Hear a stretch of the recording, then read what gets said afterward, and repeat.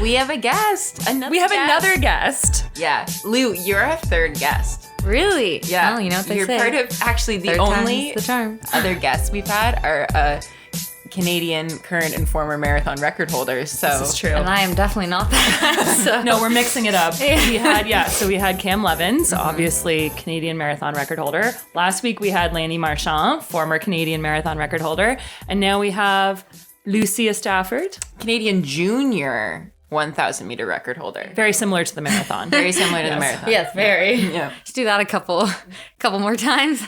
In very high prestige. And your 2019 OUA and U Sport cross country champion, provincial, national. Yes. You've been on a roll. Yeah. Feels fun. Never really thought that would be on my resume, but here we are. Well, we're going to get into all the cross-country stuff. We're really glad you're here to break everything down from the season. But to begin, we're going to start with our normal rundown, and we're going to start with the roads.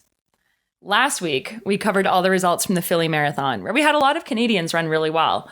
You know who didn't run really well were 147 course cutters who got disqualified. Really? For not passing all of their timing mats. Wow. And in fact, I think that the Philly race organizers were really kind in their assessment of this because it would be really easy to call them out. And what they said was, we're assuming that people weren't actually trying to cheat. We're trying not to embarrass anyone. But we think what happened was people were either tired and decided just to call it quits, or were feeling injured, or didn't know where the course went, which is very generous because the course was very clearly marked. But 147. And this is significant because Philly is one of the biggest Boston Marathon qualifiers in the US. Oh. So there is a website called Marathon Investigation who tracks this kind of stuff, and they were very happy that they DQ'd all the course cutters. We've seen a lot of course cutting lately. A lot of course cutting. Lou, have you ever accidentally course cut? There have been a few cross-country meets where the leaders have gone the wrong way. Mm-hmm. Sometimes it's longer though, and then they have to adjust. I remember at CISA that happened once, and the leaders came across the finish line 6th, 7th, and 8th, and that's an OFSA qualifier. So this wasn't me. This was the younger age group, and there was all this drama, and it worked out in the end. But yeah, that's the only time. It'd be a bummer. Especially I don't think the high schoolers are trying to cheat. No. Well, they did more, right? Yeah. So Right. Not that it's course cutting, but my dad ran Around the Bay one year. Mm-hmm. And at Around the Bay, which is a race in Hamilton for our non-Ontario listeners, there's a drawbridge in the middle of the race course. Mm-hmm. And the race often happens early enough in the year that the bridge doesn't open because there are no ships passing through because it's early March and it's cold. Mm-hmm. But this one year, there was an early thaw, and so all these ships were coming through. And the drawbridge lifted up in the middle of the race. And I don't know how, tens of thousands of runners, right, at Around the Bay. Yeah, it's huge. But because it falls at almost exactly the halfway point in the course, it was going to be a 10-minute wait. So a bunch of people just turned around and ran back. So when you look at the results from this one year, there's this 20-minute gap in the results because they had to DQ everyone who turned around. Oh my God. that's so sad. I know. So course cutting isn't always intentionally... Exactly. To break the rules. It's just sometimes what you got to do. I course cut in a track race once. You might wonder how this is possible. You were in that race. I was? Yes. Which the race? 4x8 at Windsor when I ran 3 laps instead of 4. And they put you on the track for me to pass you the baton. And I had not run 800 meters. And I was screaming at Lou. Get off the track. And I wasn't going anywhere. Yeah, because the officials, you're a rule follower. Yeah, I was told to go on. The officials had told her to get on the track. And you're kind of tunnel visioned at that point. And I'm going like this, get off, get up, get up, and Terry screaming, Lou, move. Oh, no. And we got DQ'd. That was a bad year for the lap counting. Yeah, it was that was the year of the 3,000 where they miscounted the laps too. Oh, geez. Yeah. I mean, indoor tracks are small, but come on, people. Yeah. Anyway, hopefully this doesn't happen again, and everyone just follows the rules because it makes it better for all of us. It's my nerdy statement of the day. People who didn't cut courses and ran really, really fast were all of the record setters at the Valencia Marathon on Saturday. I think this is one of the deepest marathons ever. It's crazy. It was insane. So Joshua Cheptegei, who is of Uganda and is the only Ugandan to have ever won both World Cross and the World 10,000 meters, set a 10K world record of 26:38 on the road. On the roads. Whoa. 6 seconds faster than the former record, and his splits were 13:24 and 13:14. Outrageous. Oh my gosh. Right? What's the Olympic standard for the 5K? Oh, the 5K? That's for sure. Oh, it used to be 13:20. It's well, he basically ran that twice. Yeah, and then I think that's a Canadian record.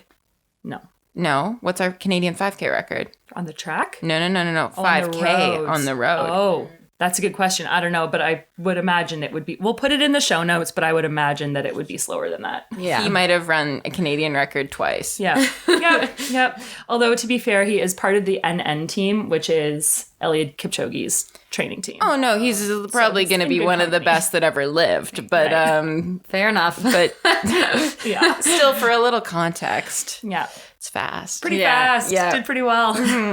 Con Keegan Osbielan demolished Mo Farah's European record in the marathon by almost a minute, running 2:04:16, placing second overall behind Ethiopian Kinde Atana Alayu, who debuted in 2:03:51. Debut. So that's a debut. That's 5 seconds off of the fastest debut ever. Right. And this guy who broke Mo Farah's record, no one's heard of him. No. He was a no one. Like, and he, shows up and shatters Mo Farah's European record. Yeah. And a little more Mo Farah news. Yeah, I was about to say. For the Olympics. Maybe he saw that and was like...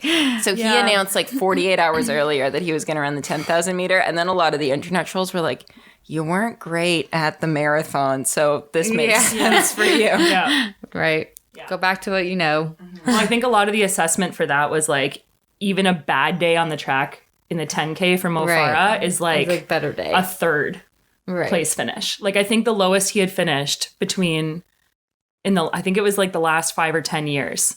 The stat is not very specific, but they said basically he had run like 40 track races and his lowest finish ever was a 5th place in a 1500. And his lowest 10,000 meter placement was 3rd. Of all the 10,000s he's run. And like part of that is I think he signs up for races he's ready to compete in. Yeah, for sure. But like that's still crazy. Yeah. It's range too. And given how hot Tokyo is going to be, probably better to stick with a slightly shorter race. 10K is still pretty long though. Yeah. We will get to that track news in a minute, but rounding out this Valencia craziness, there was also a new women's course record set by over 2 minutes, and it was Rosa de Rege ran 2:18:30. She also broke the course record in Dubai earlier this year, and overall at Valencia, there were 5 women who broke 2:20, 4 of them breaking 2:19. Wow. Crazy fast Marathon's times. On fire right now. No kidding. If you're not running sub 2:20 as a woman, like, who are you? Yeah, no, I know. Get with the times. Kind of insane.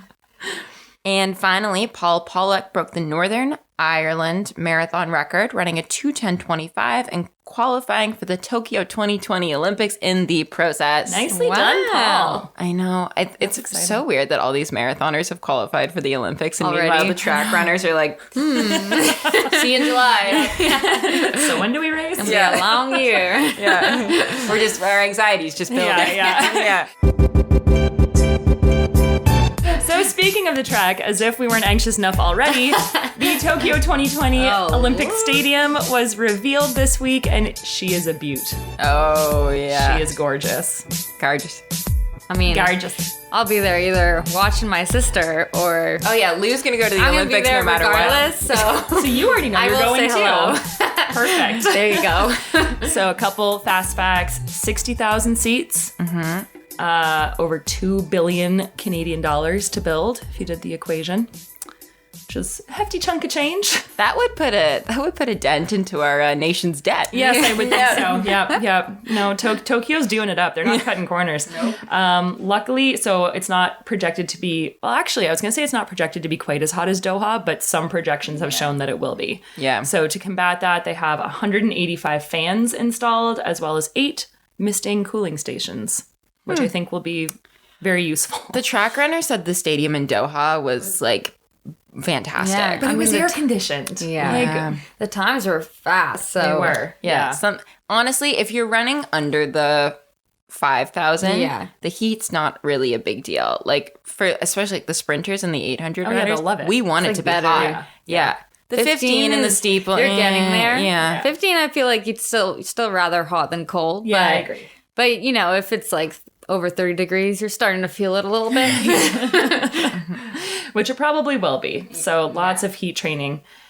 Speaking of Japan, okay, so we brought you a stat 2 weeks ago that said over 400 Japanese men broke 1:10 in a half marathon at the same time on collegiate men. Wait, 400 like Japanese in one men. race? Yes. In one race at one time. I know, it's hard to believe. Whoa! So wait till you get a hold of these stats, though, because over the weekend there were 2 races in Japan, and the combination of these 2 races saw 138 Japanese men break 29 minutes in the 10,000 meter. 29 minutes. Yeah. Oh my god. Also kind of quick. So, and the conditions were brutal. Oh yeah, they were terrible. It was like pouring rain. Yeah. Pouring rain and windy. I guess to our point for the 10,000, we would rather cold than hot. True. Yeah. I guess they're all stepping it up because, I mean, Tokyo's Olympics, they're in their, right in their playground. Yeah. So. Well, and this is also going to help them qualify for those Ekiden relays that we were talking about over the last couple of weeks as well. So Japanese men, I'm kind of like, it's still surprising to me how few women are running comparable times. I know. Because I don't think they said there was like only a handful of women who broke 35 minutes at these races. Mm-hmm. And yet their men are on fire. I know. It's kind of strange. I would like to explore that more. But at the senior national level, because these are like primarily collegiate meets, at the senior national level, the women seem to perform just as well as the men. Right. So they get them there. Possibly better. But where they come from, I'm not entirely sure. Yeah. Like, I don't know what the path is for like a young Japanese woman to go from like, you know, like being okay at 18 to like fantastic at 26. I don't know what that looks like. Well, we can check it out when we're all in Tokyo. Yeah. do a little cultural exploration. Exactly. I got questions. Yeah. All right, ladies, moving on to your specialty, Lou, the cross-country course. Oh, we just called you a cross-country specialist. How does that feel? What? Well, for now. I mean, you're going to become a track specialist pretty soon. But right now, that's your most recent stunning credentials, so we're going to go with that. I'll take it. Did you watch the Canadian Championships?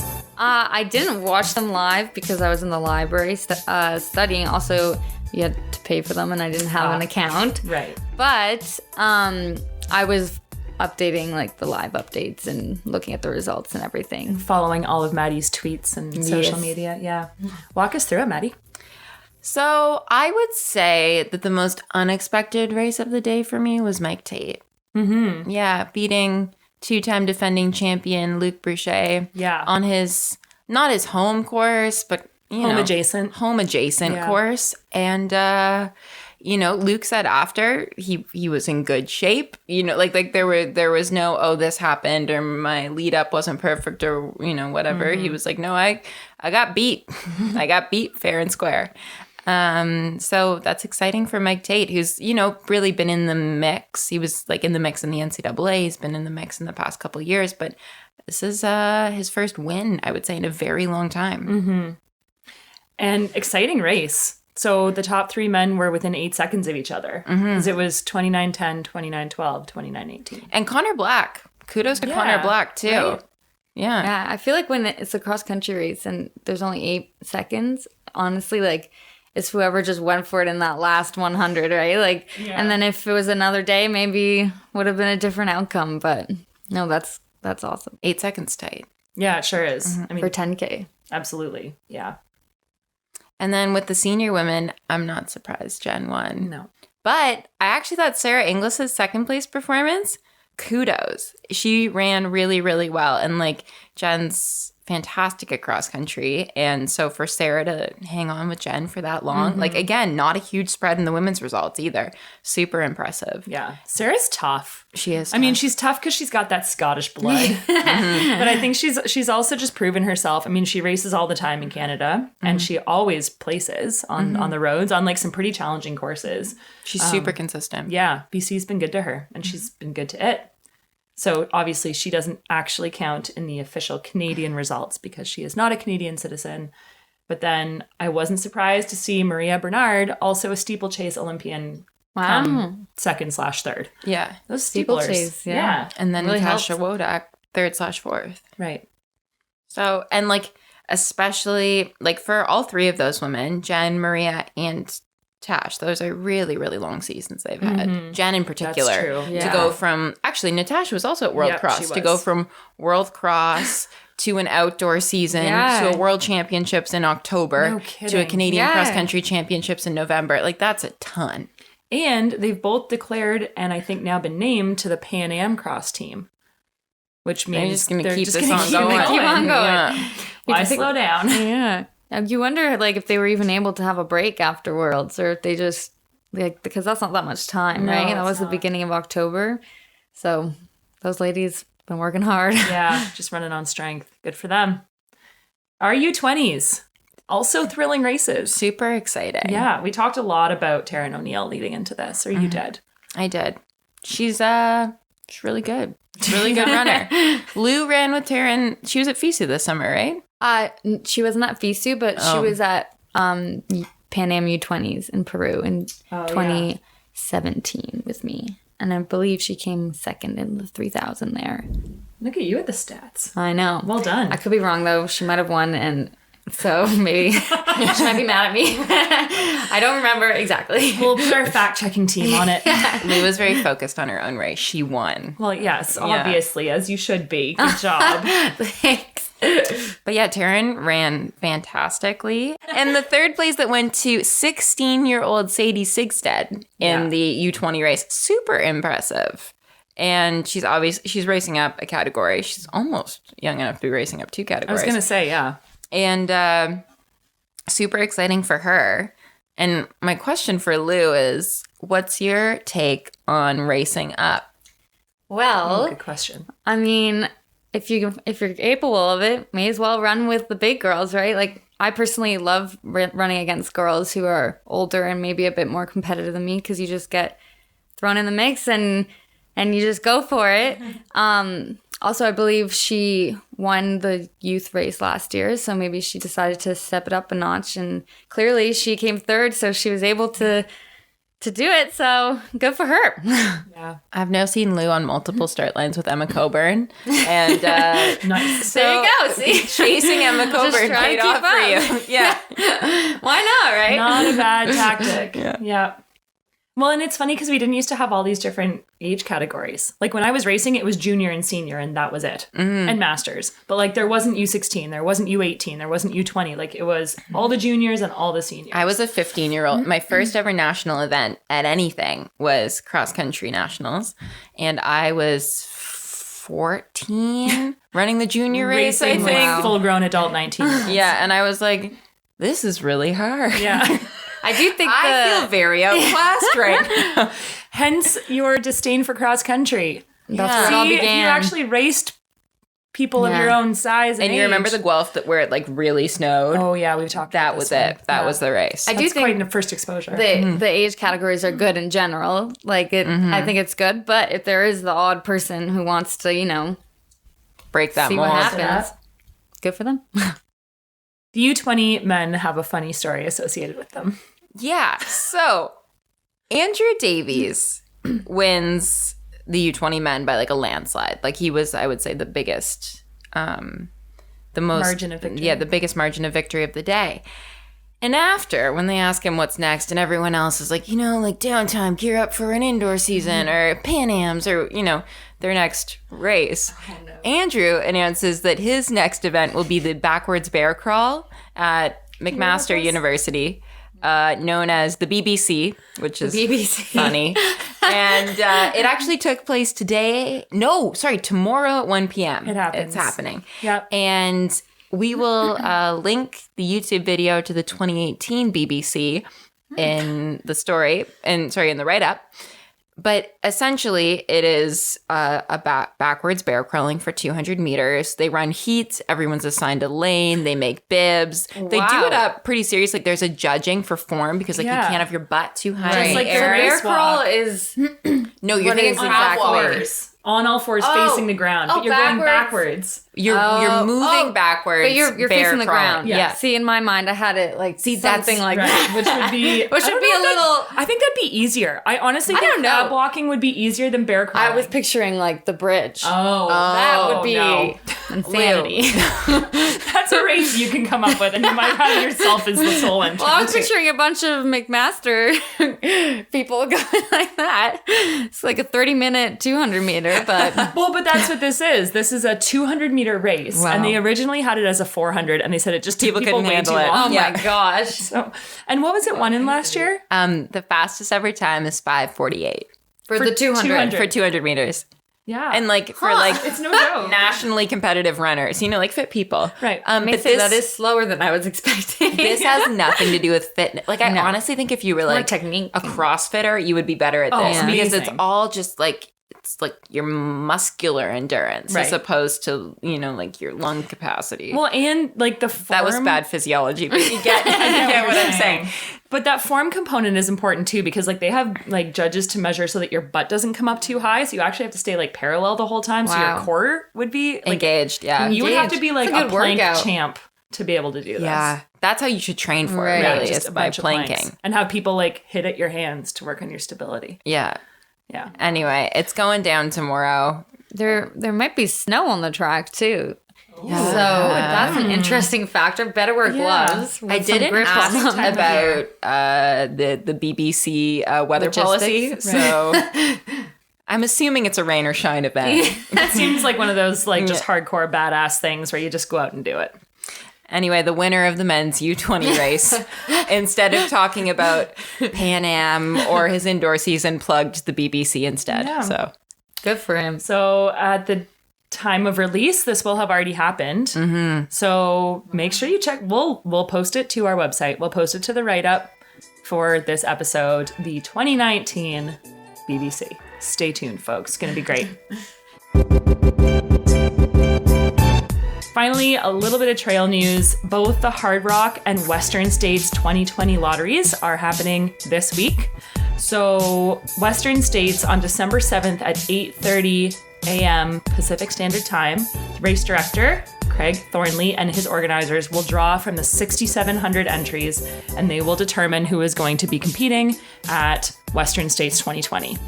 Hardrock is also an equally complicated lottery system, but last year's Hardrock was canceled, so it's much more straightforward than this year. If you qualified for Hardrock 2019, you're going to race Hardrock 2020. If you did not qualify, you won't be. So that's a little more straightforward. But Tori Schultz, our trail editor, outgoing trail editor, Tier. Yeah, we'll miss her. We will miss her. Shout out to Tori. She's awesome. But she reposted on a write-up for this absolutely fantastic flowchart. And it's so hilariously complex, but it's actually very informative about how you can qualify for Western States, how you can decide or determine whether or not you've been selected. So we will also link that in our write-up because it's, even if you're not a trail runner, just understanding how you get into these prestigious races is pretty funny. I think I want to do the same thing for the Olympic qualification process because it's not straightforward. So it used to be. Mm-hmm. And it's not anymore. No. So I think that would be useful for the... Oh my gosh, do it. The casual viewer. Yeah. To understand the... Heck, that'd be useful for me then. Yeah. It'd be useful for a lot of people trying to qualify. They're like, oh, so that's how I do it. Yeah. Yeah. Because within the world rankings, there are so many factors to consider. I feel like this would be like a Reed Coolset thing. Like if I was just like... Yeah, or like an Evan Dunphy thing. Like let me spend an hour with you because I know you've like read every aspect of the criteria and highlighted it. Let me spend like a couple hours with you and I just want you to lay it all out for me. Yeah, we should definitely make that happen. Yeah. Okay, so stay tuned for Maddie Kelly / Reed Coolset / Evan Dunphy's Olympic 2020 qualifying flowchart because it will be happening. At some point. I would like to see that too. Yeah. I'll send it to the Canadian coaches. Perfect. Yeah. Actually, no, I won't. I don't want people close kept secrets. Yeah. So, Lucia, I have read several quotes from you saying I either hated, used to hate, thought I hated cross country. I'm curious, with your success this year, has that changed? Do you like it? I mean, everyone likes winning, but do you actually enjoy cross country more now? Well, I am a competitive being, so it definitely helps. And hate is a strong word. I think this was the first year where I finally figured out cross country, so I think that really helped. I always kind of had a love-hate relationship with it. I loved the workouts. Those were awesome. You feel really fit. You work really hard. But the races are just so, like the feeling before a cross-country race when you're on the starting line, there's nothing quite like it. It's daunting. Oh, yes. I still remember my grade 9 OSA cross-country experience, being on that starting line and just crying. Literally on the start line, tears going down my face. I do not want to be here. I would be anywhere else. And then I ended up falling 200 meters later. So my prayers were answered. But no, but it's been a long road since then. And I've definitely come to, for many reasons, come to enjoy it. I don't know if that means I'll really ever do it again. but no, I like it. It's good. It's fun. It's cool. It's a battle of who's going to tough it out. So which is not like the track. So. Yeah, actually, I wanted to, just because some of our listeners probably haven't raced cross country before, can you kind of talk about, obviously there are different like distances and different beasts, but can you talk about some of the main differences in terms of like the mentality or the psychology for a track race versus a cross race? Yeah, so for me, the distance is definitely the first one, just because I go from 8:15 to now 8K. Whereas some people on the track do 10Ks and 8Ks, so the distance isn't as much of the factor. But for me, it's firstly the change in distance, and then also just I'm very, like, as a middle distance runner, I'm used to that sharp lactic pain in your legs, and you don't really get that in cross country. It's more of like a steady ache, and so it's just like a different mentality in terms of pain management throughout the race as well, because it's more just like 4K in, you can feel like you're getting really tired and fatigue takes over. And it's just like having the strength to just push through that. And then honestly, when you're in the last K, it's like, well, the job's done for you. So that's the biggest difference. And then also the terrain.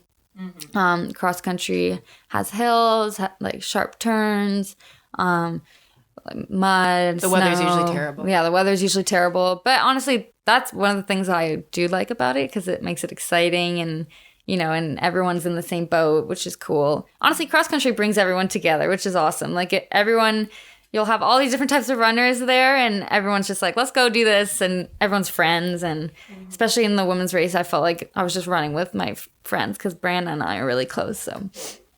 And then there's the team aspect too, that you don't get, with the exception of sort of like collegiate championships and relays. Mm-hmm. You don't have that as much. Mm-hmm. Mm-hmm. Yeah, and exactly. You definitely feel the team more. And it's very exciting, because even as the race is playing out, you'll have your coaches yelling at you, like, you need to make the move here. Like, we're 3 people away. And that's why the Victoria race where we won, that will probably always have a special place in my heart, because that was where it really felt like our team came together. And yeah. So winning your first OUA title 2 weeks before winning your first national title, what do you think got you there in terms of your preparation? Well, winning OUAs was probably more of a shock, I think, just because I had no idea what shape I was in until you never know like where you stand until you go and race. Well, you hadn't raced yet. Yeah, exactly. That's where you opened your season, right? Yeah, so I think that was the confidence booster. But going into that race, I did, like, all season I had been working really hard, and I knew I was going to run OUAs and CIs, and I was just going to do my best. But like, I just wanted to get fit and have a great base leading into the track season. And I think just like focusing on that, and like focusing on just being in the greatest shape that I can be in and not really thinking about the outcomes of OUs and CIs definitely helped. And we did a lot of things I don't usually do. Like last fall, I didn't really have much of a cross season because of like my thyroid issues. So we do like we do this long progression run on Sundays or Saturdays, sorry. And I think that really, really helped because then going into a race, honestly, races were obviously not easier, but in some ways were more manageable than those days. So, so I did a lot of different things in the cross season, and I think I just was really strong. And so going into the race, it was just, okay, like Terry just looked at me and said, just go show like how hard you've been working and just have fun with it. And it was fun. And I just was surprised myself at OUAs, and then CIs was like, okay, like I know I can keep up for however long, and if I'm still there, then I'll just give myself the chance to go for it, and that's what happened, and it was a lot of fun. Speaking of that U Sport race, you talked about your friendship with Branna and how you guys have raced each other a lot before. So I think it was, you guys were kind of playing like cat and mouse until about 1,500 meters to go, like just inside that 2K mark. And you put in like a pretty big surge and established a lead there, and then you were never caught. So what was it that gave you was that your plan going in? And what gave you the confidence to make that move? Honestly, I didn't have much of a plan going in. I did. It was just to hang on. But I never, thought about when I would make the move. I think I was just going to play it, see how the race unfolds. Well, full disclosure. So Lou and I are training partners. That's the other thing people should know. I think we thought you'd be competitive, but there was no way beforehand. We were like in the bag. Yeah. Lou's gonna win. Done and dusted. Actually, sorry. If we go back to a former episode of the Rundown, Maddy Kelly prediction contest called Lou for the win. Obviously my money was on Lou, but I knew she wasn't gonna just walk away with it. Fair. The McDougall sisters are very talented runners. Yeah. Well, that's the thing. As are you. Mm-hmm. And OUAs was very tight. I had when I passed Branna, I was really going for it. So I knew on CIs, if she had a better day that day, it might not have ended up the same way. So I fully knew she obviously she was in great shape, and I knew Anne-Marie was in great shape. And I was honestly, well, she hadn't raced on the cross course either, but I saw some of her road times and I was woof, okay. I knew she was gonna be good. So but like I said, cross country is great because everyone just comes and you don't know what's going to happen. And it's a great marathoners race 800 meter runners. Yeah. But yeah, so but my coach was actually mad at me because he wanted me to be drafting more because of the wind. But honestly, sometimes you just Lou, your positioning was terrible. Okay. I was moving around a lot. For you. I don't really know what I was doing. I think I just wanted to I don't know. I was standing with Terry at points of the race, and he was like, "What is she doing?" Well, all the things you learn after the race. Yeah. Well, I think I had more confidence in this race. So, at OUAs, I remember just sitting behind Brandon Brogan, all right, any second now, I'm just gonna get out the back door. So at CIs, I was like, okay, let's go. But I do remember at one point, the straightaway where the start line is, the wind is coming at you you're going this way, it's coming at you from here. And I was running here because at some points it was the three of us going wide. And I would slow down, go to the other side, and just on the thing drop. That's that is the thing that every coach hates the most is when you just play musical chairs. And you see it on the track all the time. Someone will surge to the front and then they'll just slow the pace down and 5 people will pass them. Yeah. And you're just playing this huge musical You're on a train. Yeah. Yeah. Yeah. So it was honestly fun. I can't really remember what I was thinking during it, but I think I felt comfortable there, and that's where I was. And then there was one point in the race, I think about just over 2K to go, I think they opened up a little gap on me. And I remember I have a vision of, I think Maddy too, Maddy and Camlyn Scott, their heads just popping out you gotta close it. And I was like, okay. Uncanny impression, by the way.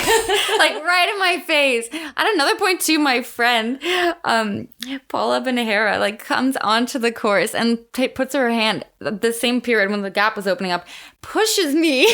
She's like, close the gap. I'm like, I don't want to get DQ'd. Yeah. Keep your hands to yourself. Right? Yeah. But no, it's honestly, Oh yeah, so that little, and it was that hairpin turn, and I think at that point when it was just like a little moment of weakness, and I think when I just worked hard like for the next 100 meters to close that gap, and then once I closed that gap, I think that was kind of my commitment to just going for it till the end, because at that point it was like under 2K to go, and then I remember going up the hill before 1500 and just like pushing on the pace a little bit, like fully expecting them to come with me. And then I felt Brianna go off and I was like, okay. And then, but I was aware that Anne-Marie was still there. And then I just kind of maintained, like, it didn't feel like a big surge. I think I just pushed up the hill where maybe they slowed a little. And then I just maintained. And then once I realized I had started to drop them, I was like, okay, at this point you can't, if you're going to make a move, you got to make a move. Yeah. So then I surged a little bit, and then I honestly just thought of it. I told some of my friends after, I was like, it was the first 1500 of the season. Yeah. That's great. Yeah. So it felt like the last hard interval of a workout, just going for it. And I just tried not to think about it and enjoy it. So awesome. Yeah, it was fun. Good for you. Well, congratulations. Thank you. It's very exciting. So Lou, you're not just a runner. You're also an engineering student at U of T. And slacker. Yeah, I know. Oh, man. It's a pretty chill program. Yeah. And so how do you balance those two things? How do you, because your goal this year is to make it to the Olympics. So how are you managing? How are you managing that goal with not flunking out of school? Lou's also an academic all-Canadian. So like she's not just like passing her courses, she's doing well in them. So I've never met a distance runner who's an overachiever. This is so weird. I know. It's a trope we haven't seen. The amount of engineers on the cross-country team or at that race in general. It's a nerdy sport. Let's call a spade a spade. So how do you balance being nerdy with being a jock? Yeah. Well,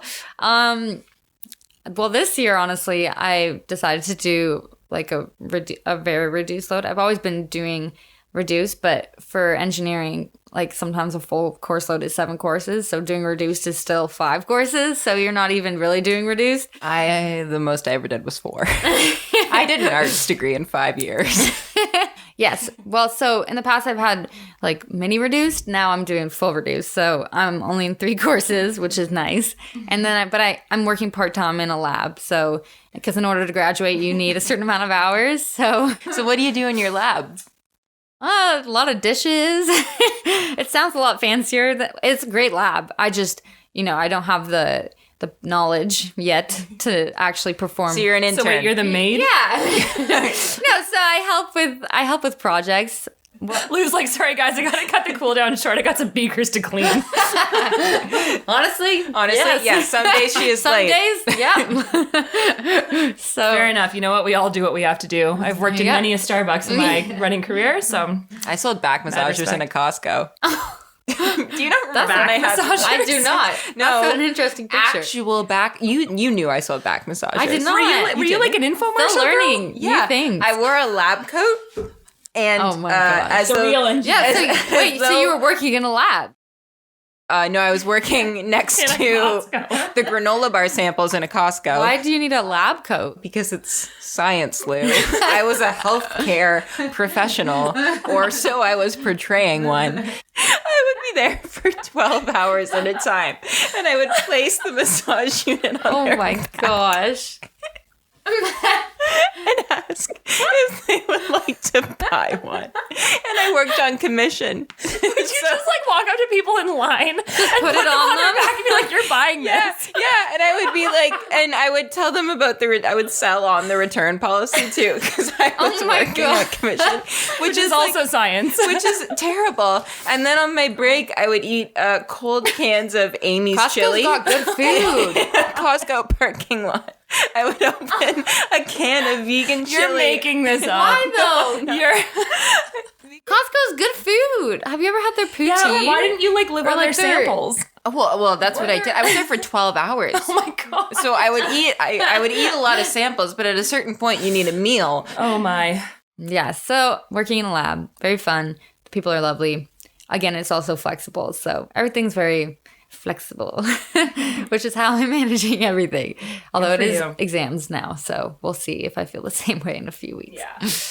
That's always the bummer thing about running cross and track is that like cross ends and you're like, finally downtime. And then your academic schedule is like, exams. Every time you have your little school break, that's always, your little running break, that's also when school gets really busy. So I would always just like bury myself for 4 days because especially when track comes around, like I was really letting the academics slide ahead of the national championship. As you do. Yeah. So Lou, what is the biggest running mistake you've made and what did you learn? Whoa. That was let's see. Putting you on the spot. Biggest running mistake? Well, I guess the biggest mistake that I still kind of do is, like getting in your head too much or comparing, which honestly I'm pretty good at, like not thinking about what other people are doing. Or I guess, I think pre-race, my biggest running mistakes are usually the pre-race era because that's a very stressful time. And I still have yet to figure out how to do that. So getting a little too excited, as I said before OFSA grade 9, those tears, very unnecessary. OFSA is a stressful time. I get it. I get it. We've talked about this. Yeah. So I think, not like taking it too seriously. Because at the end of the day, obviously, it matters a lot. We all care.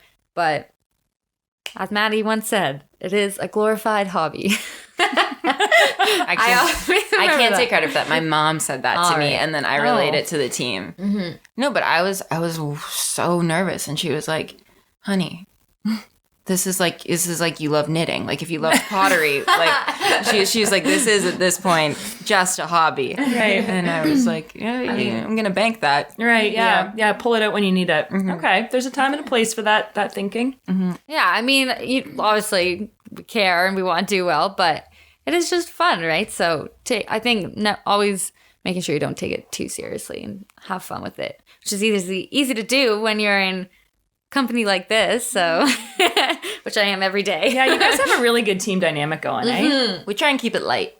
So fans of yours last year may have noticed that you were a little more absent from the racing scene than you were this year, and you were a little less consistent with your performances, which, I mean, we all go through that. Present company very much included in that comment.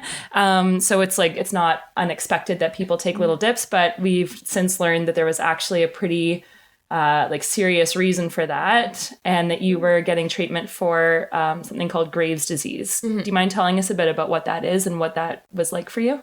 Yeah, so basically Graves' disease is an autoimmune condition. It's like a thyroid condition. So I had an overactive thyroid, and that basically means my body is working overtime all the time. So for workouts, it's really hard because you're just always exhausted and your heart rate gets really high. You lose weight, all of this fun stuff. And I first got it in grade 10, and we kind of had it under control, but it would come back every like 6 months to a year. My sister also has it, which is funny, and we both got diagnosed with it in the same year, which is very weird. But everybody's body's different, and she's been fine ever since she got the medication sorted out. I wasn't getting lucky, so after last year, when it still wasn't really getting sorted out, and it kept relapsing like at peak times, like right before nationals, like last summer when I ran 409, it was super exciting. And then a few weeks later, I was hyperthyroid again. So I was kind of getting sick of it. So last fall, we just decided, well, if we really want to go for this like Olympics, or just in general, just for my happiness too, I think it was good to just make the call, because that way it'll be more consistent. So we got it irradiated with radioactive iodine, which was fun. I got dinged at the airport. Had to show them an ID. So tell us more about that story. What was that? Yeah, so basically on November last year, you go in, it was very easy. I just took a pill, and I was radioactive, and I had to be in isolation for the weekend. I got to lie in my bed and watch TV, basically. But then a month later, or just over a month, we went to Florida with my family, and at the airport, we were going through customs, and I did have like a note because the doctors, when I had the procedure, told me this might happen. Mm-hmm. And so this guy comes by, and he's like, someone's setting off my machine. I don't know what they're called, but And he's like, did anyone have anything medical, like any medical procedure done recently? And I was like, yep, that's me. And everyone was very nice, but also very serious because that's like where they deal with the mumbo jumbo. So I was sitting there. Official term. The most official mumbo jumbo. Yeah. So we're talking to the guy. I'm sitting there. And then from afar, this guy comes out with this huge, like, radiation detector. Like, huge. Like, this big. And he's, like, 100 meters away. And it starts slowly beeping. It goes, beep, beep. And as he comes closer, it goes, beep, beep, beep, beep, beep, beep. And then he comes to me and he's like, and I'm like, yep, that's me. And, yeah, so, yeah, that was, but, you know, we all laughed. We had a good time. They let me go to Florida. So that was good. All right. So you've come back from your radioactive treatment. Yes. You're healthy. You're obviously running really, really well. We've talked a little bit about Tokyo already, but what are some of your goals for the next year, both personally and athletically? Well, I think definitely staying healthy is always number one. Making sure I get just like good stretch of healthy running under my belt. I think that'll feel awesome. And then also staying happy, which is easy again, as I said, with the people I run with. Yeah, I think those are like the two big things. And then we all work hard. Like everyone who does the sport works hard. So if you're happy and healthy and you work hard, what else can you do, right? So we've had such wisdom in this room over the last 2 weeks. 21 years old. Not bad, eh? Wise beyond your years, my friend. Thank you. Well, Lucia, thank you so much for joining us today. Thanks for having me. Congratulations on your stellar cross-country season. Thank you. And we will be following all of your results through the indoor season. Do you know when you're opening up your indoor season? Sometime in late January, I believe. Okay. January Maddie, 25th in New York City. Hey, I'll be there too. Woo! Guys, party. You'll be following all of our indoor at the same time. That's right. We've got some great archived stuff on our website, mainly written by Miss Maddy Kelly, all about Lucia Stafford. So we will link a few of those to this story. Make sure you check her out. Where can folks find you on social media? I have Instagram, Lucia Stafford 7, and that's it. Okay, so check her out on the gram. She is there. Yes. And thanks again for coming in. We will be wishing you all the best of luck through the indoor season and leading into Tokyo 2020. Thank you.